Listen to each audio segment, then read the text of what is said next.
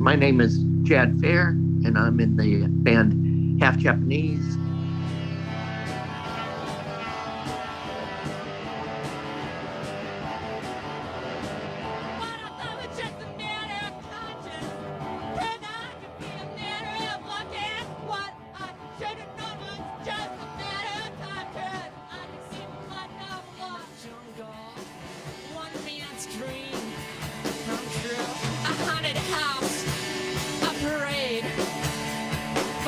Every night, fun for all every day. I've been to the one down in Florida a couple times, and I went to the one in California. I've also done recordings with Teenage Fan Club and the Pastels, Danielson, Yola Tango, R. Stevie Moore. The Mo Tucker. The list goes on and on and on and on and on. Awesome. Pretty much in anyone you could name. Yeah, exactly. Yeah. Jad, thank you so much for being a part of I've Got Recommendations. Oh, you're welcome. This is a project that is trying to highlight musicians and artists that we love, and hopefully this space can harness kind of what Stinkweeds, this record store, has meant to a lot of people over the decades, and continue to be a place of discovery. Let's go ahead and start with your first pick. Well, I'm doing this. Certainly there's a lot of albums that I love that a lot of people would be familiar with. Like the first Modern Lovers album means so much to me, and the Shag's Philosophy of the World, and Velvet Underground, and Nico. But choosing the records today, I wanted to choose ones that people may not be familiar with. And let's start with Spider John Koerner. He had an album called Some American Folk Songs, like they used to. And to me, it's one of the best folk albums around. And unfortunately, very few people know of it. And it's just an excellent album. Awesome. Is there any kind of thoughts on that album, like something about it that kind of stirs you?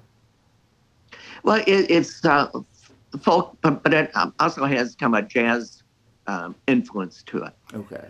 And I like that. Okay. Awesome. To me, it's kind of like Bruce Springsteen had that album about 5 or 6 years ago, the Pete Seeger one, which he did a fine job. But for me, the Spider John Koerner one is just feels more authentic to me. Amazing. And then what was your second one? The Church Mice, College Psychology of Love. Okay. And it was a 45, a single. On the other side, it was Babe, I'm Not Your Society. Yeah. And I'd say that's probably my favorite single of any single I've heard. Very few people know of that. Yeah. Recording. It's Armin Strobel. Yeah. And he did such a fine job. Yeah, it's incredible. And also the single name for the B-side is one of my favorite song titles. Yeah. I love that song title. Do you want to say a little bit about the type of music that one is, or maybe like how you were introduced to it? Well,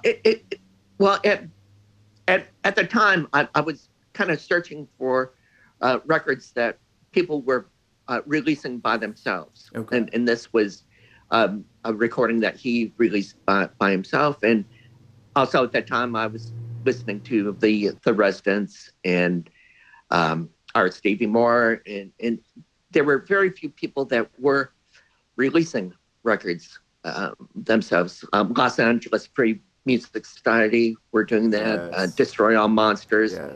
but very few people were doing that, and that's something I was interested in. How were you coming across those? Were you like reading Forced Exposure or something at that time, or like how were you coming across those albums? Well, it's kind of odd that I would um, come across those because Okay. I've almost always have lived in small towns Yeah. or out in the country. Certainly not urban, Yeah. but somehow I found out about it, That's awesome. which is a good thing. That's amazing. Okay, let's go ahead and take a look at that third one. Was Jane Getz, No Ordinary Child. And Jane also released an album under the name Mother Hen. Mm. And this is the album that, I just love it. It has kind of a country feel to it. Okay. And she's mainly known as a jazz pianist. Oh, awesome. And has released, 3 albums that I know of.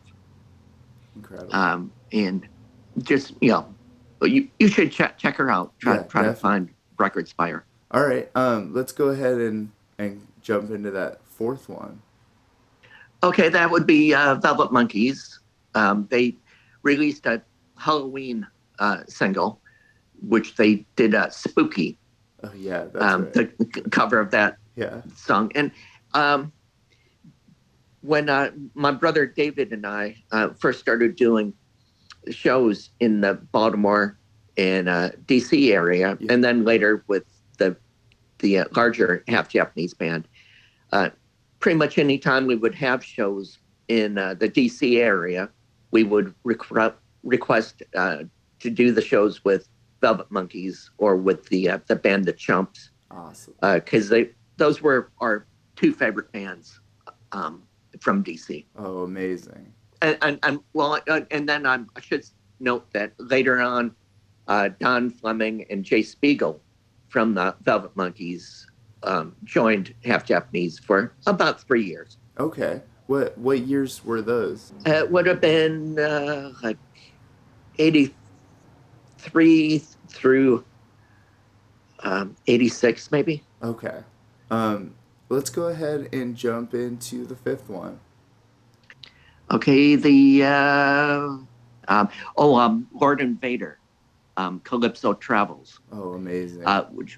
which is an album that probably a lot of people would have heard. And I just I had so many Calypso albums, and that was my favorite.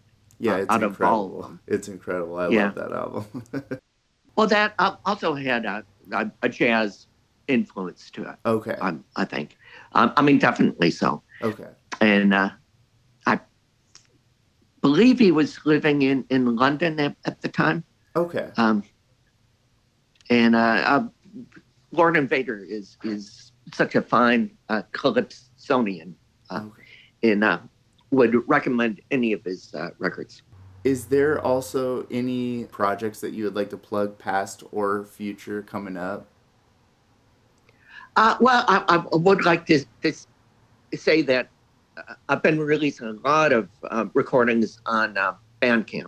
Okay. Well, I mean, so far this year, I've released like 128 albums. Awesome. At the end of the year, last year, I made kind of a New Year's resolution to release 100 albums in a year's time, and I've surpassed that. I think by the end of this year, it'll be over 150. Oh, incredible. Awesome. Thank you so much, Jed. I really, really, really appreciate your time and doing this with me. Oh, you're welcome.